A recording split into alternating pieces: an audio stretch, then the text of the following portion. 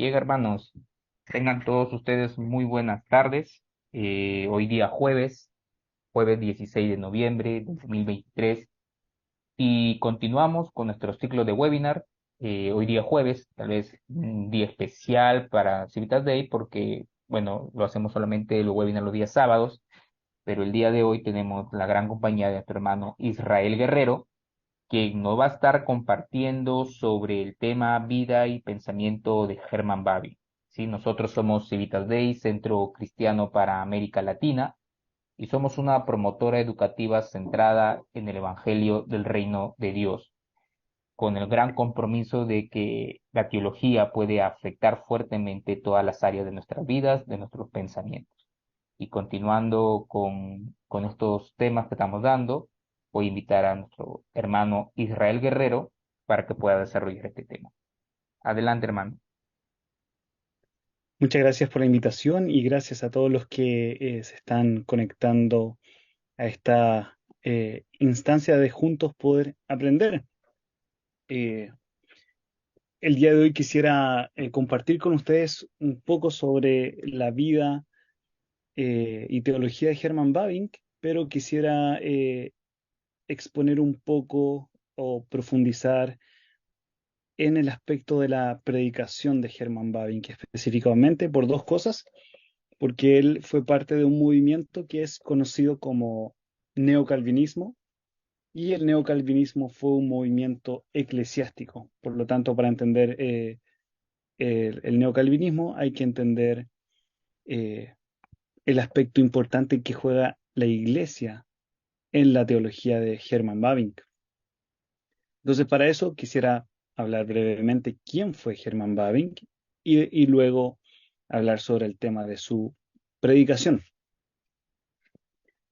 Estamos en pleno siglo XIX. Herman Bavinck nace en el 1854, el 13 de diciembre, en Holanda.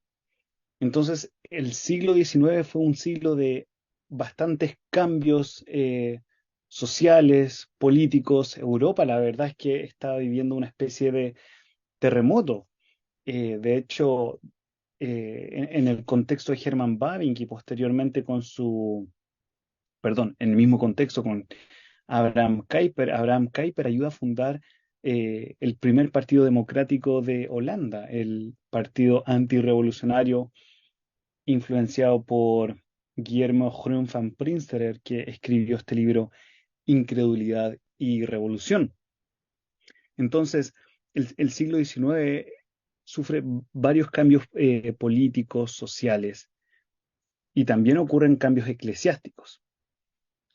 En Holanda particularmente, al venir desde el me- la segunda mitad del siglo XVI, siglo XVII, con una consolidación de la tradición protestante dentro del cristianismo y particularmente de una tradición reformada.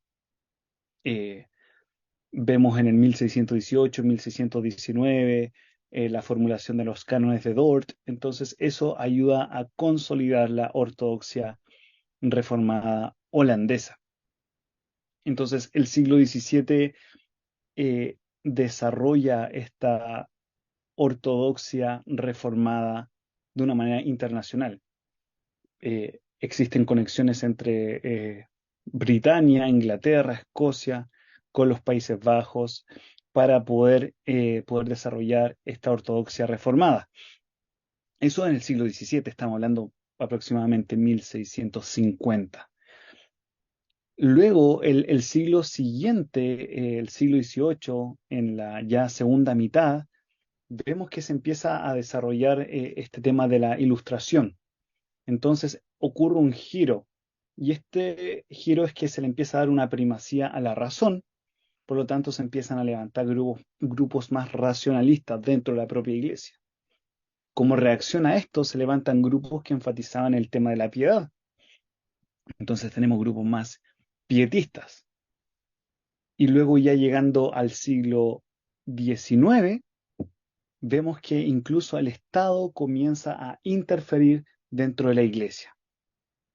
¿Y qué es lo que pasa? La iglesia comienza en distintos grados a empezar a rechazar eh, creencias fundamentales esenciales del cristianismo.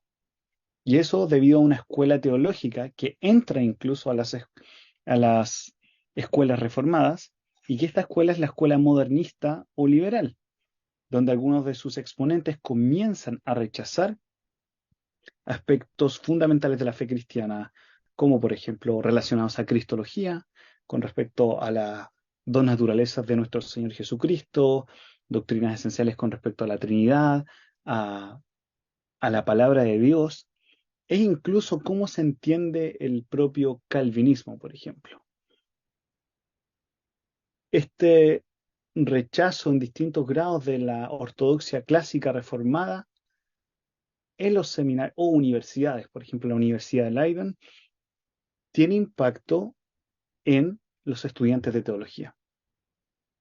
Entonces, esta mirada más mecánica, más racionalista, más liberal, modernista, tiene su impacto en los futuros ministros candidatos al ministerio, donde sus predicaciones comenzaban a tener un tono más moralista, a lo mejor cómo ser un mejor ciudadano, por ejemplo, y empezar a dejar el evangelio de lado, este evangelio que llama a la fe y al arrepentimiento debido al precioso regalo que Dios nos da en Jesucristo, quien vivió la vida perfecta por nosotros, quien muere en lugar de su pueblo eh, para así darnos vida eterna.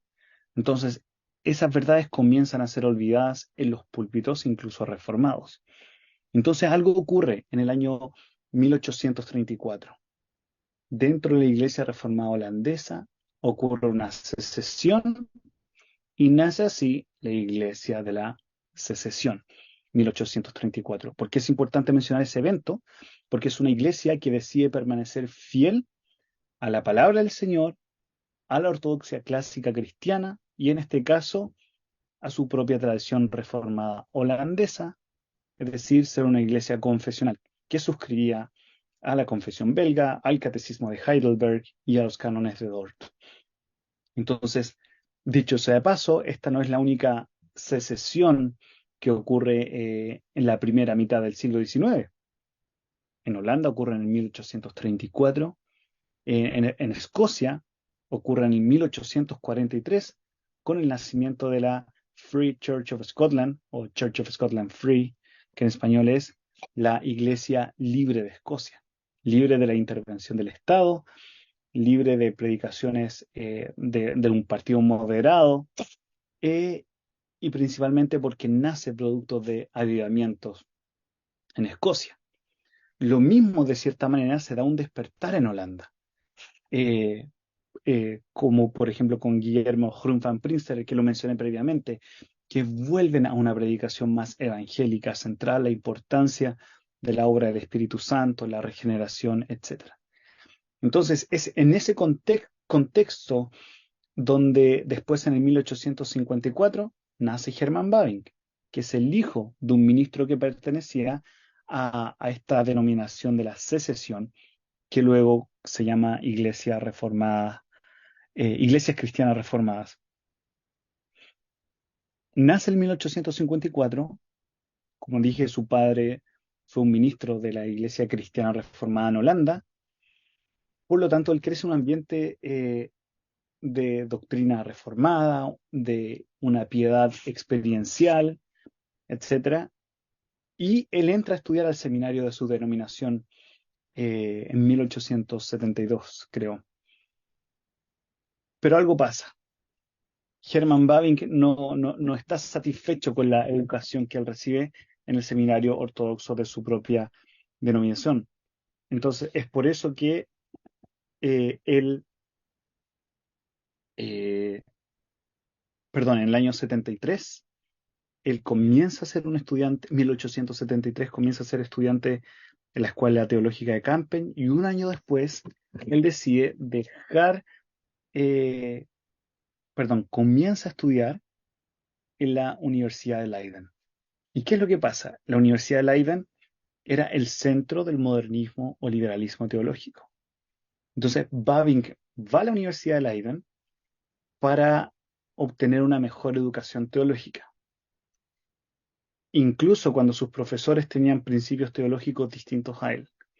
Pero esto le permitió a Hermann Bavinck conocer de primera mano que estaban realmente enseñando el liberalismo teológico y cómo posteriormente esto en realidad no podía traer vida a los púlpitos. Y si no hay vida en el púlpito, la congregación es la que sufre. Y por supuesto que también sufre el pastor.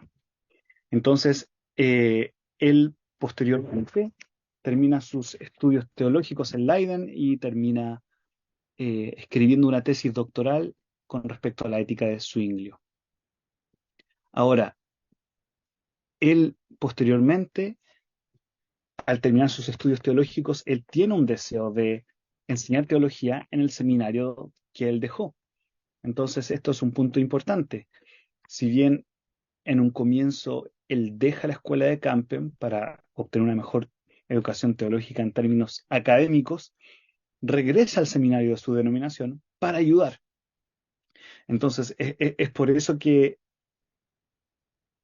previo a ese llamado como profesor, en el año 1881, él es ordenado como pastor. Y aquí es donde me quiero detener un poco. ¿Por qué? Porque justamente hablé de las consecuencias que trae una teología modernista o liberal. Y es que la verdad es que trae una impotencia, eh, falta de vida en la iglesia local, en el corazón del pastor. Es por eso que Bavinck escribe un pequeño tratado con respecto a la predicación y se llama El servicio de la predicación. Ahora, quisiera detenerme ahí, porque justamente en ese año, eh, en esos años, perdón, Bavinck da una charla dirigida a los profesores y esposas del seminario reformado de su denominación, que se llama El Reino de Dios, el Bien Supremo, y que fue traducido al español por Editorial Mediador. No sé si se alcanza a ver. Perdón, Editorial Monte Alto, perdón. Editorial Monte Alto tradujo El Reino de Dios. Y ahora, ¿por qué es importante este libro? Porque refleja el pensamiento, el génesis o el comienzo del pensamiento neocalvinista de Hermann Bavinck. Y aquí es donde quisiera detenerme un poco para rápidamente definir qué no es neocalvinismo y qué sí es neocalvinismo. Neocalvinismo no es igual a New Calvinism o Nuevo Calvinismo, que es un movimiento que se desarrolla hace ya mucho más de una década, quizás casi 2 décadas en Estados Unidos, y que hace referencia a la recuperación de doctrinas calvinistas en términos de la doctrina de la salvación o soteriología, lo que se conoce clásicamente como los 5 puntos del calvinismo, 5 solas, pero que en uno, en distintos grados, deja de lado otros aspectos de la teología reformada. Eso es el nuevo calvinismo, que no es igual al neocalvinismo. Ahora, después también hay que distinguir un poco entre el neocalvinismo de la primera generación, tanto de Kuyper como de Hermann Bavinck. Quizás algunos igualan neocalvinismo con kuyperianismo. Personalmente, quizás no estoy tan de acuerdo con eso, porque el neocalvinismo y algo que se propone es este concepto de diversidad en la unidad. Entonces, al igual como la teología reformada no puede ser entendida en base a un solo hombre, en este caso Juan Calvino, por ejemplo, considero que el neocalvinismo no puede ser entendido en base a una sola persona, en este caso Kuyper. Kuyper sin duda es un importante líder del neocalvinismo, pero tenemos a Hermann Bavinck como otro exponente del neocalvinismo y de distinta, en otro contexto tenemos a Gerhardus Voss, amigo de Hermann Bavinck, es conocido como uno de los padres de la teología bíblica reformada. Entonces, neocalvinismo tampoco es idénticamente igual a kuiperianismo, porque estaríamos dejando de lado a Bavinck, y Bavinck en ciertos puntos doctrinales se distinguía de Kuyper, por ejemplo. De la misma manera, decir que neocalvinismo es igual a filosofía reformacional, la filosofía reformacional se desarrolla décadas después y es otro mundo, otro tema. Incluso en cómo se ven algunos teólogos medievales, hay una diferencia entre Hermann Bavinck y algunos representantes de, de la tradición de décadas posterior a Hermann Bavinck. Entonces, cuando me refiero a neocalvinismo, me refiero principalmente a un movimiento que nace aproximadamente en 1880 y termina en el 1920, 1921, un poco más, con la muerte de sus principales exponentes. Es importante decir que fue un movimiento eclesiástico, es decir, estaba dentro de la iglesia, no estaba separado de ella, todo lo contrario, tanto Kuyper como Bavinck oran y trabajan por la unión de dos denominaciones reformadas.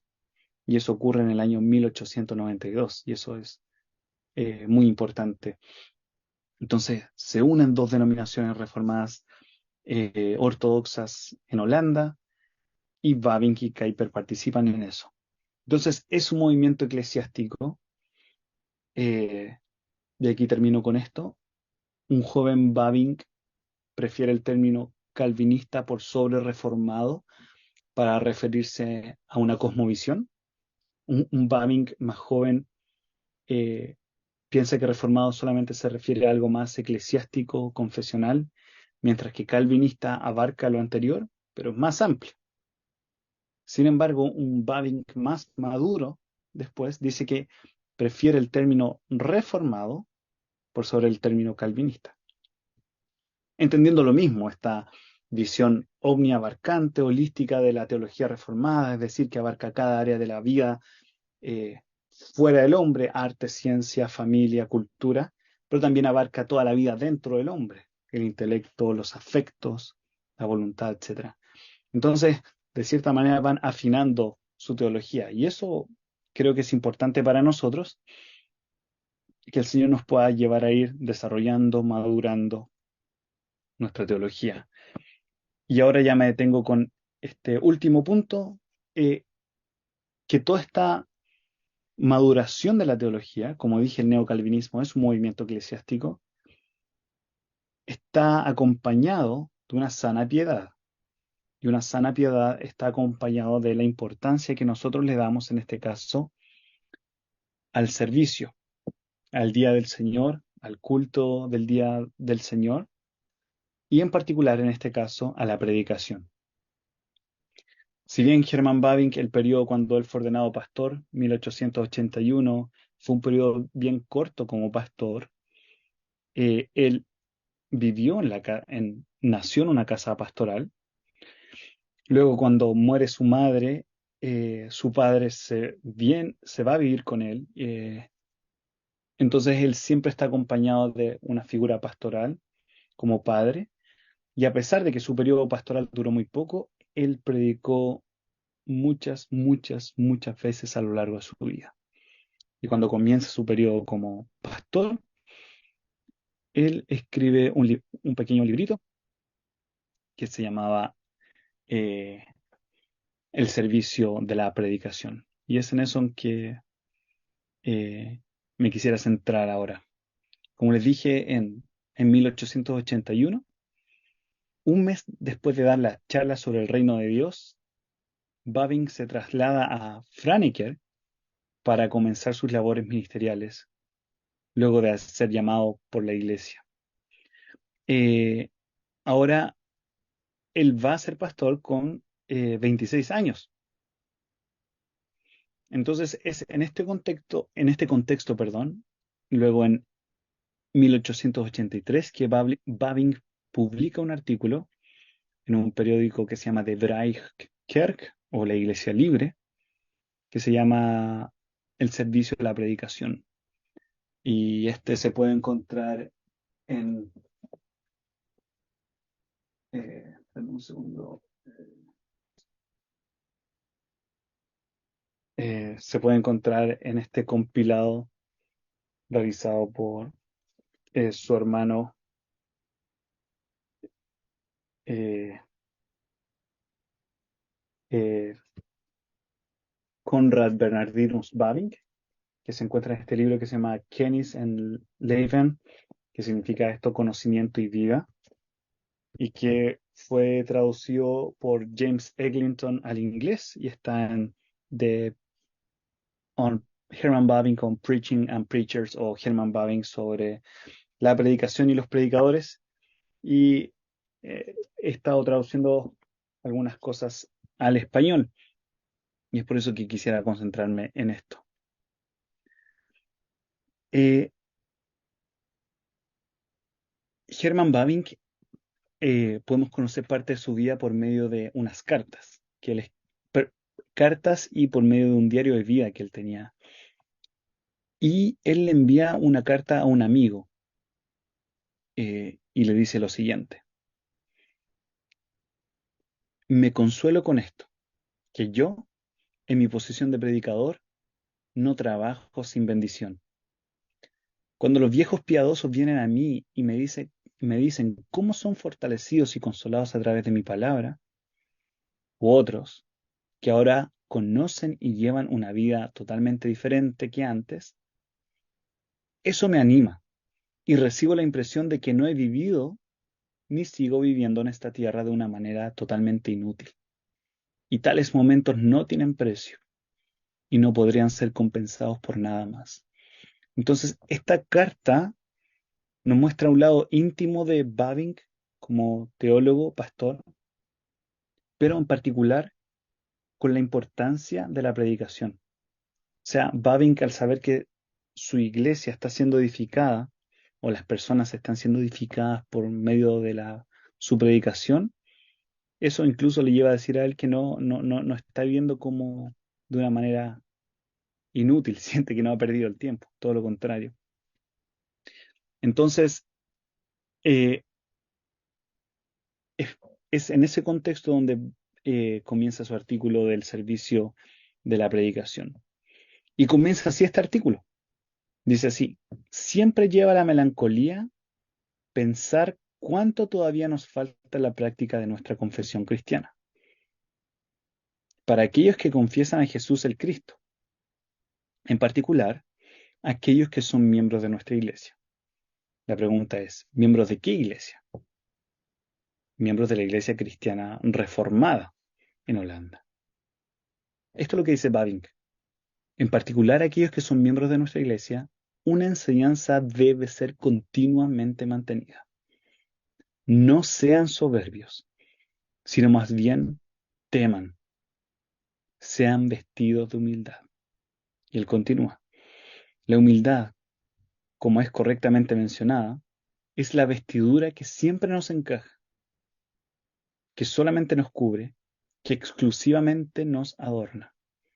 Para cultivar aquella humildad cristiana es necesario prestar mucha atención a las cosas que todavía nos faltan y que pueden guardarnos de jactarnos. Piensa solamente en el servicio de la predicación. La era del poder del púlpito ya ha pasado. Sí, termino ahí la cita de Bavinck. Así como la humildad es vital en la vida del cristiano, la predicación es vital para cultivar la amistad. Entonces, ¿qué pasa con, en este caso, Bavinck? Bavinck detecta algo en los círculos cristianos y en este caso los círculos cristianos reformados. Y esto es la humildad. ¿Y cómo la humildad puede ser cultivada? A través de considerar el día del Señor, y en este caso el servicio de la predicación, y de manera particular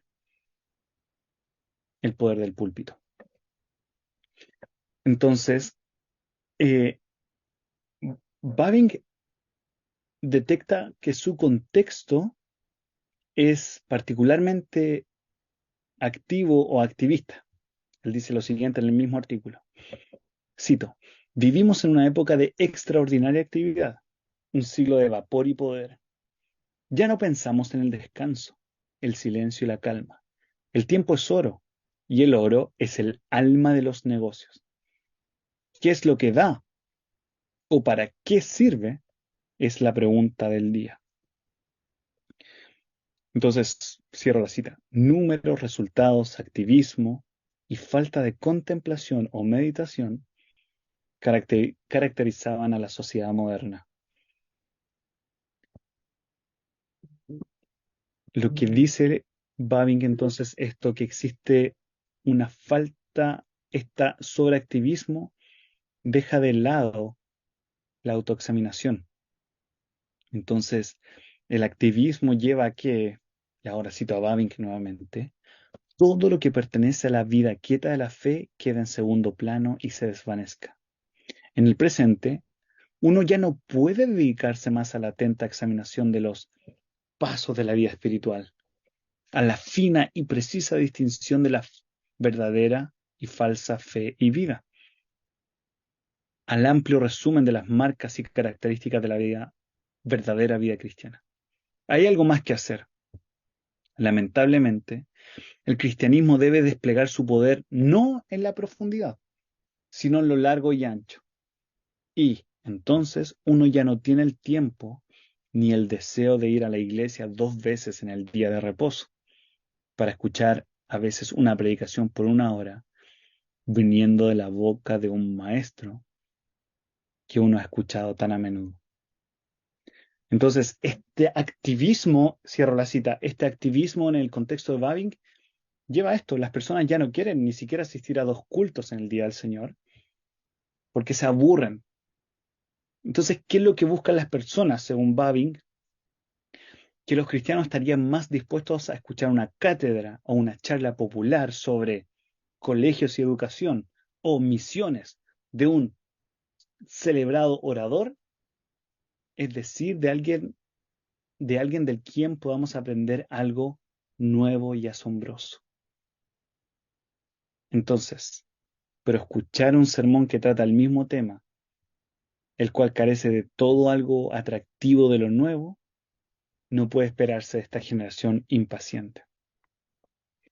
Entonces, en ese contexto, para realmente cultivar la humildad y la vida cristiana, es que Bavinck aterriza el tema de la importancia de la predicación y del cuerpo de Cristo en el día del Señor. Dice aquí, a través de la predicación, la iglesia es preservada en su pureza, animada en su lucha, santificada en su sufrimiento y confirmada en su confesión. También a través de la predicación, la gente permanece con la iglesia y la iglesia con la gente, creciendo en autoridad, estima y reverencia. Entonces, es por eso que el oficio del predicador para Bavinck es y lo dice en latín, verbi divini minister, o un siervo o ministro de la palabra divina. Y Bavinck pregunta, y cito a Bavinck, ¿a qué posición terrenal lo podríamos comparar al ministro? Entonces, Bavinck considera la importancia del predicador. Pero algo surge ahora en los predicadores. Dice Bavinck que los ministros deben poner atención a la forma y el contenido de la predicación. Entonces el problema que Bavinck detecta es que algunos predicadores, no es que algunos predicadores no está, en otras palabras, el problema entre algunos predicadores no está en que uno tiene más dones que otro, sino en que los dones no son usados de la mejor manera. En palabras de Bavinck, cito, ¿cuántos desperdician o usan mal los dones? Fin de la cita. ¿A qué se refiere Bavinck con esto? Hay tonos, acentos falsos, gestos o posturas no naturales. Entonces, una pregunta para los que el Señor nos ha llamado a predicar la palabra del Señor. ¿Qué uso estamos haciendo de los dones que Él nos ha dado? ¿Cómo estamos predicando?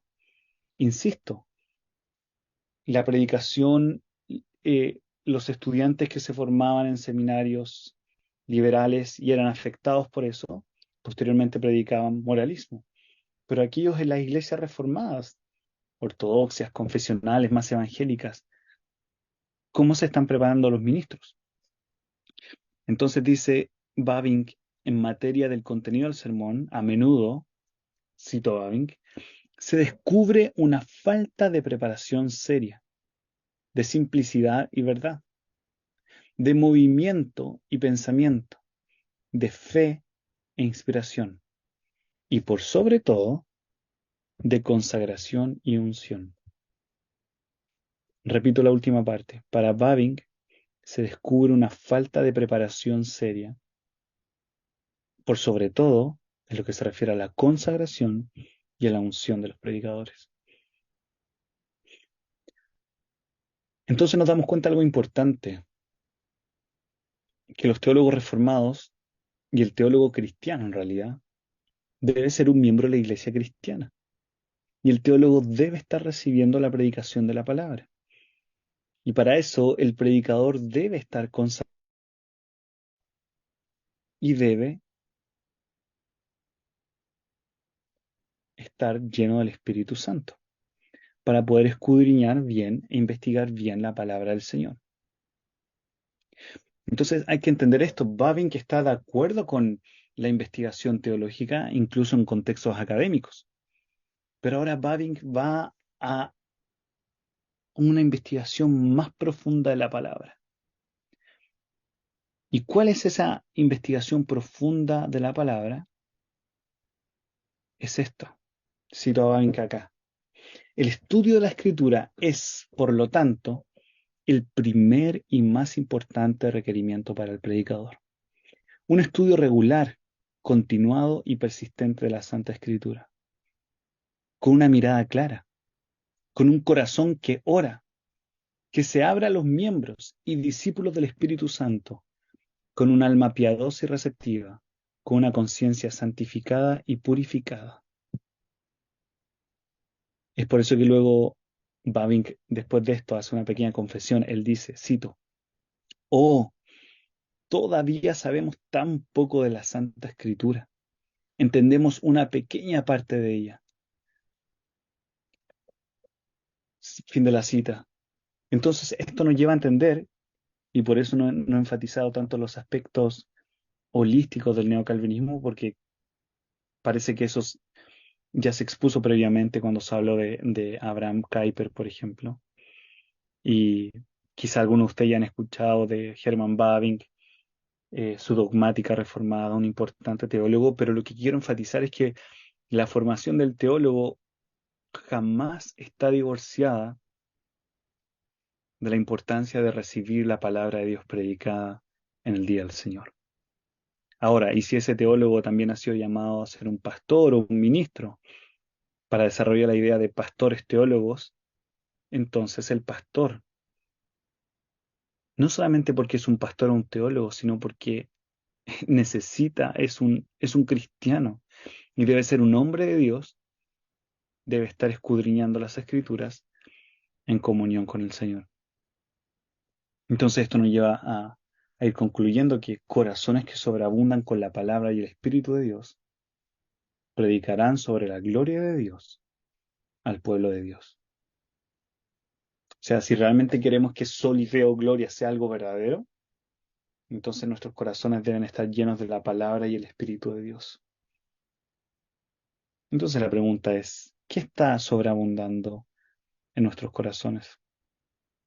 Y de ahí la importancia de que la predicación de la palabra de Dios debe ser hecha en el poder del Espíritu de Dios. Así, el Espíritu Santo hará que, cito, las cuerdas del alma tiemblen. Es decir, cito, fin de la cita, para que nuestra predicación sea una con la palabra de Dios, necesitamos al Espíritu de Dios. En palabras de Bavinck, Cito, entonces nuestro lenguaje será formado por el Espíritu Santo. Sí, será uno con el lenguaje del Espíritu Santo, que es el lenguaje del mejor predicador, del único maestro, del doctor et consolator, ecclesiae, doctor y consolador de la iglesia, que es el Espíritu Santo. Mira lo que dice Bavinck acá. Sigue diciendo, entonces hablaremos a la gente, no para que nos admiren, sino para ser comprendidos. Entonces hablaremos no para nuestro bien, sino para el bien de la gente. Entonces ya no predicaremos de manera aburrida, monótona y desagradable, sino que hablaremos llenos del Espíritu Santo, con demostración de poder. Entonces no hablamos palabras de sabiduría humana, sino la palabra eterna y permanente de nuestro Dios. Y el fruto de tal predicación no puede faltar. Su palabra nunca vuelve vacía. Fin de la cita. Para ir concluyendo,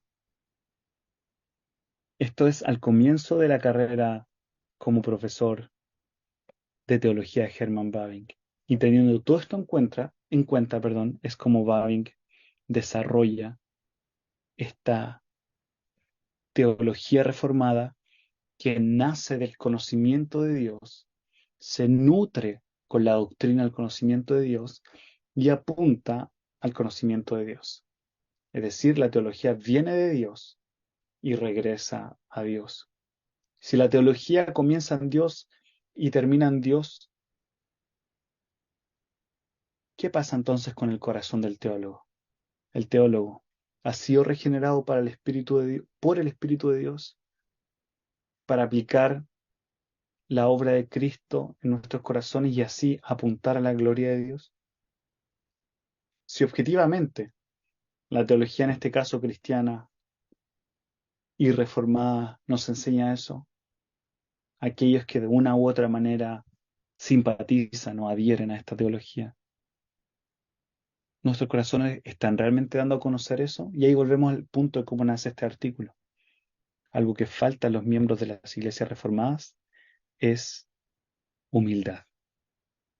Para eso, que los predicadores, pastores, teólogos y miembros de las iglesias puedan estar llenos de la palabra del Señor y del Espíritu del Señor. Con eso en mente, con esto en mente, Bavinck comienza a ser profesor por casi 20 años en el seminario teológico, en la escuela teológica de su denominación en Kampen, para luego enseñar 20 años en la Universidad Libre de Ámsterdam, donde en el año 1921 Hermann Bavinck muere. Entonces, a modo de conclusión, para que podamos realmente aplicar nuestra teología en las distintas áreas de la vida y en nuestra propia vida, necesitamos prestar atención a nuestra vida en comunión con el Señor, pero también en nuestra iglesia. ¿Estamos comprometidos en nuestra iglesia local? Si el Señor nos llamó a predicar o a pastorear, ¿están siendo nuestros corazones llenos de la palabra del buen pastor? Si hemos llamado, si hemos llamado, si hemos sido llamados, a consolar, ¿estamos nosotros siendo consolados por el Espíritu Santo? ¿Estamos siendo llenos por Él?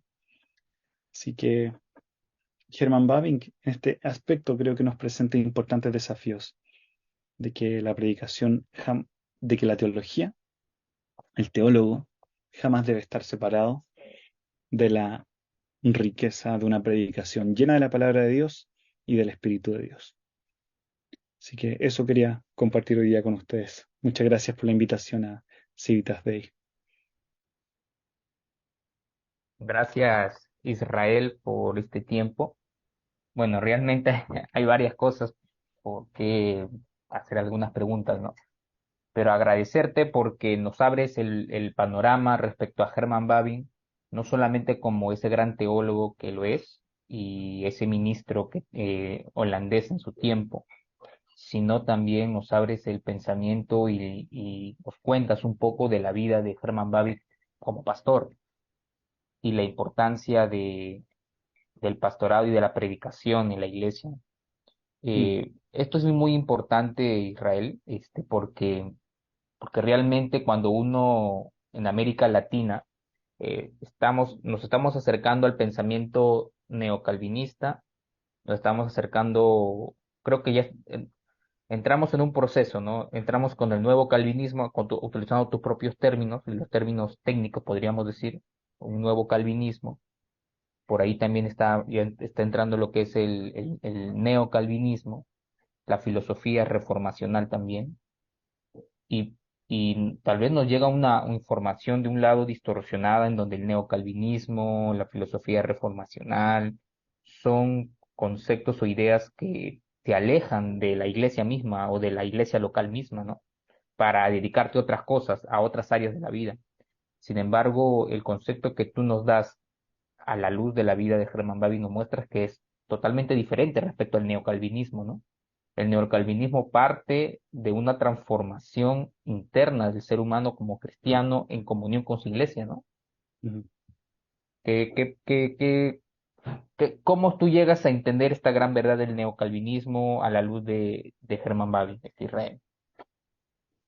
Esta piedad. Y bueno, solamente decir que por otro lado, Abraham Kuyper también consideraba la importancia de la regeneración incluso en su teología, es decir, existen personas que hacen ciencia y esa ciencia es realizada por personas no regeneradas o regeneradas, y esa es la única distinción. Entonces el problema no está en la ciencia en sí, sino que está en los corazones si han sido regenerados o no. Entonces enfatizar la importancia de una sana espiritualidad es otro tema en el propio neocalvinismo que no sé si ha sido explorado eh, quizás en nuestros círculos hispanohablantes, perdón, con respecto a este tema. Y yo creo que lo importante aquí es este ejercicio ad fontes o ir a las fuentes. Entonces, a veces podemos tener prejuicios de distintos teólogos. No, es que no me gusta este teólogo porque dice esto. ¿En realidad lo dice así? Pues bien, vayamos a las fuentes. No, es que este teólogo te influencia a hacer algo que es contrario a la palabra de Dios. Pero una cosa es lo que enseñan los... En realidad ocurre en varias partes. Eh, eh, una de las cosas que hace Bavinck y Kuyper es, por ejemplo, recuperar buenas lecturas de los puritanos o teólogos de la ortodoxia reformada. Entonces, ¿a qué voy con esto? De que a veces pensamos de que existen como grupos o si me gusta cierta parte de la tradición reformada, esta otra parte quizás no me debe gustar o algo así, cuando hay que entender que en la tradición reformada hay un desarrollo. Entonces, ese punto es importante en el neocalvinismo de Kuyper, Bavinck, Gerhardus Voss, es que recuperan la ortodoxia cristiana reformada y la desarrollan en su contexto. Entonces, la pregunta para nosotros es como, ¿de qué manera estamos desarrollando esto? Por ejemplo, yo puedo decir, me gusta la teología puritana y todo esto, pero estas vidas piadosas de los puritanos, o lo que nos llama Bavinck a la humildad, por ejemplo, ¿se refleja en nuestras vidas o no? Entonces lo mismo, podemos a veces decir, sí, me gusta Kuyper Bavinck, pero ¿qué uso estamos haciendo de la teología de Kuyper y Bavinck? El tema de la gracia común, por ejemplo. ¿Estamos haciendo un buen o mal uso de la gracia común? Cuando se debe enfatizar la gracia especial también. En fin, entonces, cuando uno va a las fuentes y realmente lee esto, uno se da cuenta del pensamiento de Dios y también quizás este es un ejercicio más para los que les gusta el tema y están estudiando en seminarios o universidades, comparar a un joven Bavinck con un Bavinck más maduro, o un joven Kuyper con un Kuyper más maduro. Lo mismo ocurre en Calvino, o sea, la, la primera edición de la institución, 1536 creo, es muy distinta a su última edición eh, años antes de morir. Entonces vemos un desarrollo de la teología y también lo vemos en Kuyper y en Bavinck. Entonces, Eh, Creo que es importante si alguien se está dedicando de distintas maneras al estudio de estas personas, hacerlo bien, hacerlo en serio, no hacerlo solo, sino también ir comparando con otros estudiantes o amigos que están estudiando el tema. Es algo que hablé en otra charla, pero la importancia de estudiar teología con buenos amigos, con otras personas. Porque a lo mejor podemos leer a Bavinck, sus libros, qué sé yo, pero para sacar el provecho es siempre importante hacerlo dentro de un contexto comunitario, ya sea la iglesia o en el seminario. Eh, Eso. Sí, gracias, gracias Israel. Dentro de tu ponencia también hacías esa referencia en que cuando un Babin joven, un Babi adulto, él de joven Mm. decía ser más calvinista que reformado, luego cambia su pensamiento respecto a esas variantes. ¿Por qué crees que sucedió eso? ¿Cuál sería el Mm. fundamento de su cambio respecto a a estos dos términos, ¿no? O sea, Bavinck sigue siendo calvinista. Eh, lo que él quizás, creo yo, pienso, mejor dicho, él se afina los términos como entender de que es la misma idea, pero él dice, prefiero el término reformado. Entonces, la idea la tiene, se sigue desarrollando, pero quizá la terminología la va cambiando un poco. Ahora, en los estudios de ahora en teología reformada, por supuesto que el mejor término no es calvinista, es reformado. Pero esto es algo que ocurre en el siglo XIX y hay que entenderlo bien. Ahora podemos decir, no, el término calvinista está equivocado, no es correcto. Sí y no, porque en el siglo XIX, comienzos del XX, teólogos reformados comienzan a utilizar el término calvinista justamente para poder entender la propia teología de Calvino. O sea, habían teólogos de ala más modernista o liberal que tenían una versión del calvinismo o de la teología reformada. Es por eso que tienes a Benjamin Warfield hablando de calvinismo, a Bavinck hablando de calvinismo, William Shedd, otro teólogo también reformado, hablando, utilizando términos calvinistas. Entonces yo insisto, por los estudios que ahora se han hecho en escolástica reformada, el mejor término es reformado, insisto, y Bavinck sigue siendo calvinista, pero prefiere el término después más reformado. Nunca lo dejó, pero ahora lo amplía. eh, pero también hay que entender que son hijos de sus propios tiempos, son hijos de sus tiempos. Entonces, es eso, creo yo, eh, que a pesar de la precisión en términos, algo que nunca se debe perder, sino que se debe crecer, es en la humildad. Entonces, apliquémoslo para el día de hoy. Si estamos precisando más los términos, si estamos aprendiendo más, si estamos recuperando una catolicidad reformada, ¿por qué no recuperar también actitudes o disposiciones católicas reformadas? Humildad, por ejemplo. Sí. Y Israel, hoy en día vemos que en español se están traduciendo libros o artículos de Herman Bavinck, ¿no? Hoy día, ya en este año ha salido La dogmática reformada de Herman Bavinck, ha salido un libro también el año pasado pequeñito de Monte Alto que justamente tú lo mostraste. Eh, ¿Por qué crees tú de que hoy en día es necesario leer a Herman Babi cuál es la problemática o digamos los enemigos que afronta la iglesia, la sociedad en sí, que hacen necesarios que una vez más volvamos a leer a Babi y su pensamiento, ¿no? Que contiene sus libros? Tú dices para el día de hoy. Ajá, sí, para el día de hoy. Esto, por supuesto, es una opinión bien personal, pero creo que Herman Bavinck nos puede ayudar, sin duda nos puede ayudar, no exclusivamente él, pero a hacer un sano ejercicio teológico. Es decir, algo que postulaba otro teólogo, John Webster, y otros más a una teología teológica, una teología centrada en Dios. Vemos tantas teologías el día de hoy, teología de arriba, de abajo, izquierda, derecha, verde, amarilla, tanta cosa.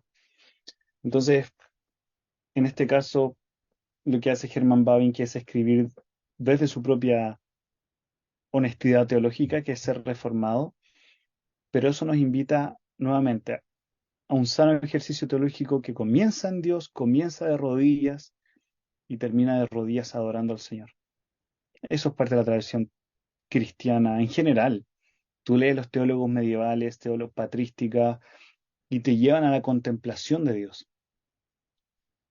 Leer la teología de Bavinck también te lleva a eso, considerando también cómo luego de contemplar y meditar en Dios al salir de la puerta de mi cuarto secreto o lo que sea, cómo aplico esto en mi familia, en mi iglesia, en la sociedad en la que estoy, entendiendo el lenguaje o la gramática que la sociedad está ocupando.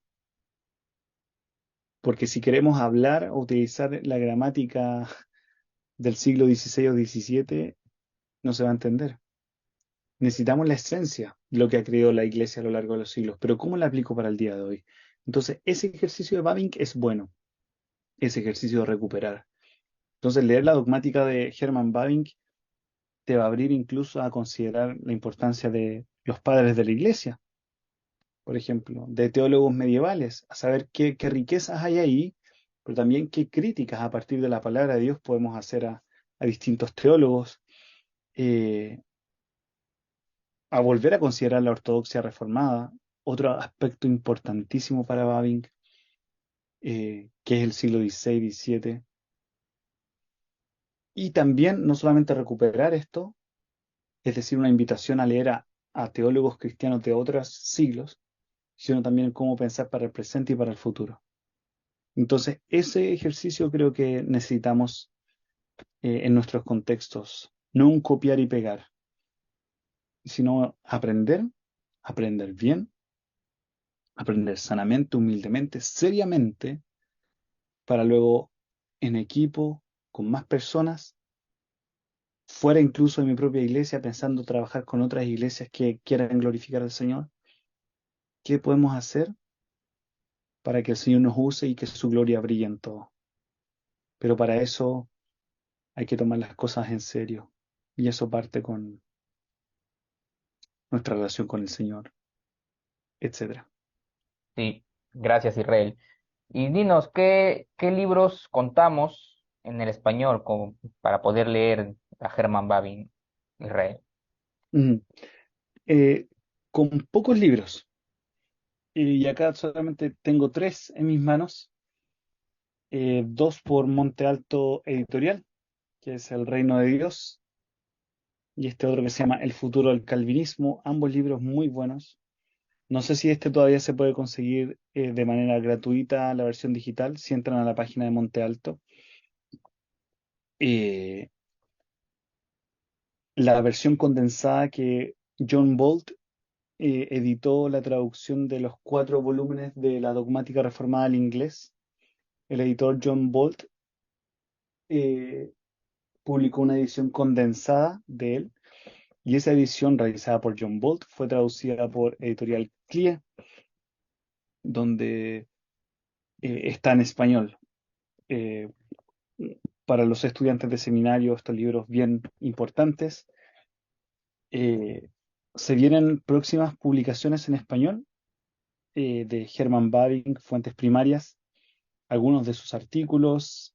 eh, Monte Alto está trabajando en nuevas publicaciones y personalmente el próximo año voy a publicar una introducción a la vida y teología de Herman Bavinck en español por Brodman and Holman, BIH o B&H en inglés. Eh, Así que esa va a ser una primera especie de biografía, quizás en español, pero es una introducción a su vida y su teología. Eh, También con reflexiones pastorales para el día de hoy. Sí, creo que se va a publicar en marzo, abril del próximo año. del próximo año. Oh, qué bueno, qué buena noticia nos das Israel sobre esa nueva publicación para conocer un poco más a Herman Babbage, tanto en su vida y su pensamiento teológico.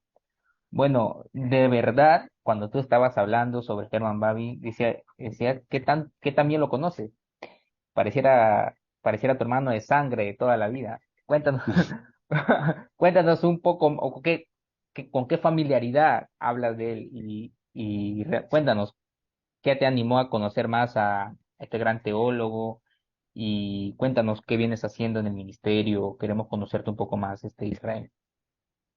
Y por la gracia del Señor tuve la oportunidad de terminar un doctorado en teología sistemática en la Universidad de Edimburgo y trabajar bajo la supervisión de James Eglinton, que es uno de los académicos más importantes en Herman Bavinck. Así que por 4 años estuve dedicado a estudiarlo exclusivamente a él, pero me ayudó a conocer a otros teólogos de otros periodos, periodo ortodoxa reformada, medievales, etcétera. Entonces, y mi tesis doctoral trató sobre el concepto de piedad en la teología de Hermann Bavinck. ¿De qué se trata la piedad? Hablamos de piedad reformada, es importante ser piadoso, pero ¿qué significa eso? Así que de eso escribí mi tesis doctoral, que ya terminé hace 3 meses, creo, un poquito, por ahí aproximadamente. Y ahora, gracias a Dios, estamos sirviendo en una de las primeras plantaciones hispanohablantes cristianas reformadas aquí en Edimburgo, en Escocia. Así que estoy sirviendo como pastor en esta iglesia de esta comunidad, una plantación intercultural para la gloria del Señor. Gracias, Israel. Bien, hermanos, entonces estamos concluyendo con este webinar. Agradecerte también, Israel, por este tiempo que nos permites pasar. Allá ya es de noche, acá bueno, en Perú es todavía tarde. Ujú. Bueno, agradecerte, tal vez unas últimas palabras para ir cerrando esta transmisión, Israel. Eh, en primer lugar, agradecer la invitación a los que siguen conectados o siguen viendo este video en el futuro y animarles de que eso, lo que decía Germán Babin, que el Señor nos pueda revestir de humildad, crecer juntos para la gloria del Señor, no desperdiciar el tiempo en cosas que no nos lleven a deleitarnos en la gloria del Señor, en la gloria de Cristo, sino vivir como peregrinos con la mirada en la eternidad. Ese otro aspecto que habló Germán Babin sobre nuestra mirada en la eternidad.